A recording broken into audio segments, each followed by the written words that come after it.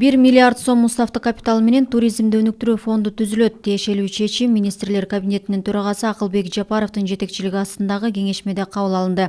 Жыйында министрлер кабинетине караштуу өнүктүрүү боюнча өнөктөштөр менен өз ара аракеттенүү боюнча координациялык кеңеш жөнүндө жергиликтүү бюджеттерде каржылоодо турган мекемелердин керектөөчү электр энергиясы үчүн чыгымдарын республикалык бюджеттен каржылоо жөнүндө жобону бекитүү тууралуу, жол тармагынын системасын кайра өзгөртүп түзүү боюнча чаралар жөнүндө, бюджеттик системанын бюджеттеринин убактылуу бош каражаттарын коммерциялык банктарга жайгаштыруу тартибин бекитүү тууралуу, кен казуу тармагынын объекттеринде таасири күчтүү уулуу заттарды алуу, түзүү, сактоо, пайдалануу, жок кылуу ишин лицензиялоо маселелери тууралуу чечимдер жактырылды. Ошондой эле тышкы электрондук соода жаатында пилоттук долбоорду өткөрүү жөнүндө чечим жактырылды.